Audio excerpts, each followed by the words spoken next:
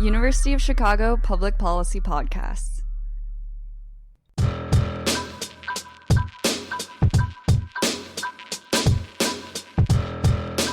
You're listening to Root of Conflict, a podcast about violent conflict around the world and the people, societies, and policy issues it affects. In this series, you'll hear from experts and practitioners who conduct research, implement programs, and use data analysis to address some of the most pressing challenges facing our world. Root of Conflict is produced by UC3P in collaboration with the Pearson Institute for the Study and Resolution of Global Conflicts, a research institute housed within the Harris School of Public Policy at the University of Chicago.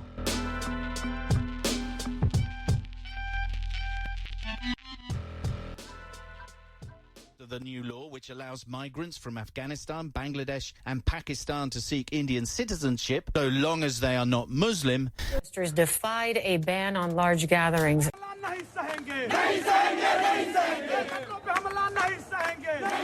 The Citizenship Amendment Act, completely unconstitutional, anti-people, arbitrary, and against the basic feature of the Indian Constitution.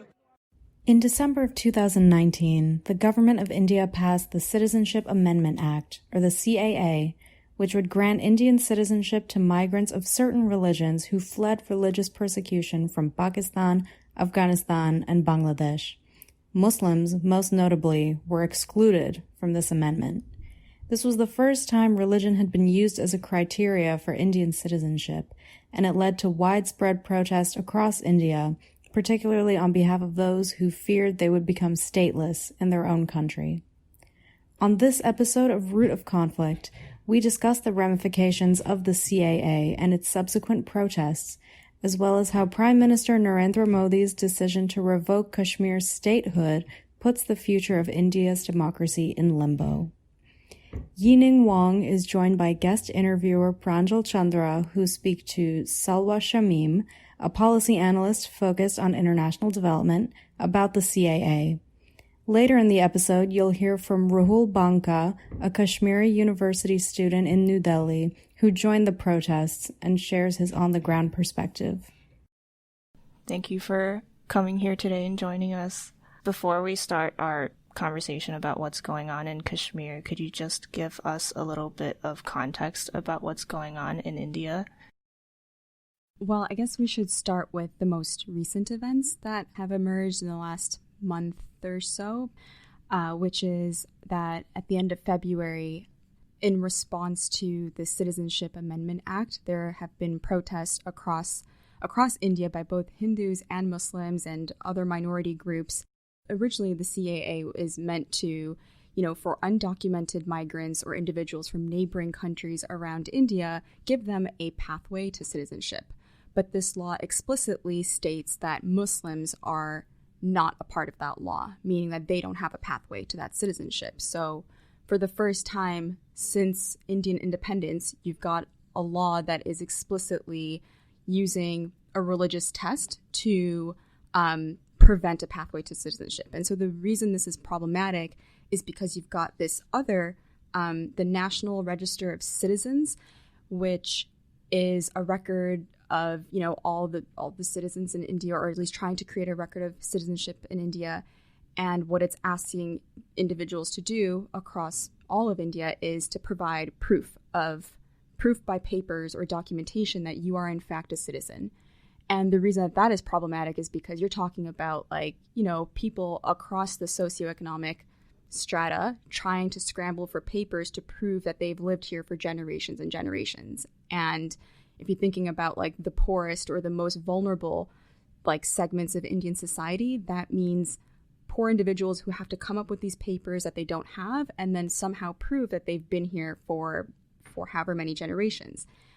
With the CAA and then the NRC, the National Register of Citizens, you've created this situation in which it's if you can't prove that you're not a citizen or you don't have the papers to prove that, then you can go through the CAA Act to then have a pathway to citizenship. But if you're Muslim, then you are kind of being affected in two ways. You neither have the papers nor do you have a pathway to actually get that citizenship, right? And this was not, again, I want to keep reiterating that this is not a Muslim issue. This is Indians across India have been alarmed by this because of how blatant the language was. And so you've had these protests happen in Delhi and largely peaceful demonstrations and dissent. And then what you get is Kapil Mishra, who has this like rhetoric of, you know, if the protesters don't clear out, then they're going to be cleared out, that sort of language. And so what you get then is mob violence of right-wing Hindu nationalists who went out into the streets and took those protesters out, and not just those protesters, but that community. So it was effectively a pogrom, right? When I say, well, one, like when we talk about what actually was going on, we're talking about like lynchings, beatings, you know, burning down businesses and homes and rape and sexual violence. And 53 people have died so far as a result of it. Many of them, most of them Muslim, a lot of them lynched and died as a result of that mob violence. And I think what makes it a pogrom and not a riot is because there's this language around like, oh, it's a riot. It's just communal violence between Hindus and Muslims against, this language of like, oh, it's a religious issue. And again, that's simply not true, because you actually had Hindus on the front lines helping Muslims while they were going through this, right? But then at the same time, that behavior, that mob violence, that was created not in a vacuum, but around conditions of anti-Muslim rhetoric that have been going on for a while, such as the statements by Kapil Mishra. The reason this matters is because it's not specific to Delhi. It's not specific to this particular time. It's part of a larger rhetoric that is unfolding or has been unfolding in India. And unfortunately, Prime Minister Narendra Modi, he has a history of this, meaning in 2002, during the Gujarat pogrom and the riots, as they say, you had up to 1,000 Muslims die as a result of very similar violence. And the best view of him in that case is that he stood by and did nothing while it was happening, knowing that the police were sort of allowing it to go down. This is sort of like a resurgence of that violence. And my fear, and I think the fear of a lot of people, is that we're going to see more of this just across many, many parts of India. I think you spoke about how RSS and BJP are interconnected, and it's RSS ideology in terms of what BJP is doing. Can you describe a little more about how do you see the connection between RSS and BJP, and obviously before independence from 1980 when BJP was formed, and then right now, how you have seen BJP and RSS? Yeah, it's interesting because the RSS was around before the independence of India, and they were quite active even before then. And so while you had, visions of Pakistan and visions of a secular India, you had this other sort of fringe group advocating for like a purely Hindu state, and they were actually banned multiple times. Like even within India, they were considered like this really, really fringe group. To credit the RSS, they were very intelligent with their strategy, which was they went to people from all parts of India and said, this is the vision of India that we want. Here is how you create that, that vision of a Hindu state, right? And Narendra Modi was actually a member of the RSS as a young boy. Like he really climbed the ranks of the RSS, and he was rewarded for that. And then he slowly politically distanced himself to the effect that he could actually go and run for office, and then rise to power in that way. But it's kind of like mother and child, if you really think about it. It's like a parent organization, and the child goes off and has grown up with those values, those principles, whatever, and then goes off and does their own thing. It would be, foolish to think that just because he no longer officially identifies as a part of the RSS, that he's not connected or influenced or even directly involved in how that ideology plays out. And again, this is not dissimilar from what we're seeing in America in some ways, which is sometimes it works well politically to align with even the fringe elements, because the fringe element is politically expedient and savvy. And so I think, whether or not all these BJP politicians believe in what the RSS is saying and that vision doesn't matter, actually, because for them it's politically convenient either way. Is what they're doing motivated by wanting to keep that power and taking advantage of having a Hindu majority, or is it purely ideological? I think it's something related to both, because aligning yourself with the BJP or the RSS, whatever it is, there's so much groundswell support for it that sometimes it doesn't pay to not be a part of that movement, right? Especially if it's at risk to your own well-being. And you have, like I said, Hindus across India who don't agree with this, but they are also in danger because they're siding with a different vision of India.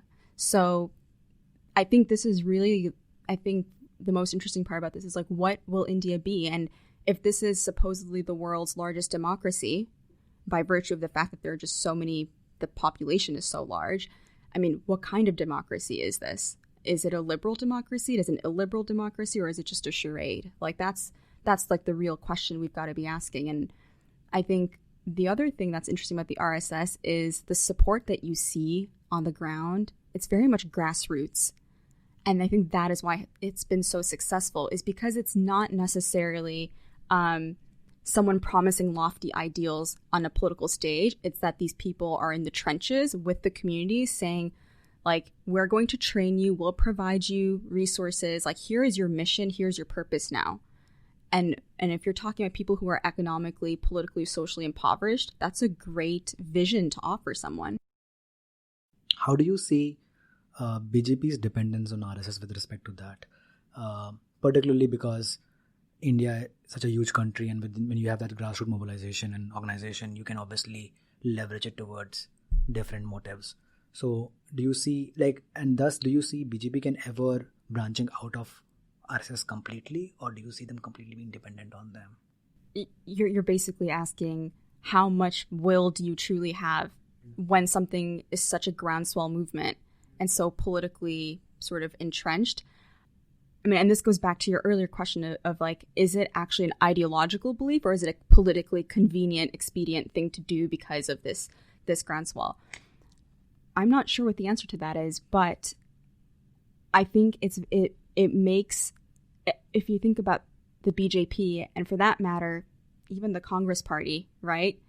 It's really easy to bypass true policy change and the real work that needs to be done in India that requires a lot of hard work and accountability, right? Like true accountability to the Indian people. Supporting an organization like this allows you to kind of bypass that accountability and that responsibility, whether you're the BJP or Congress, right?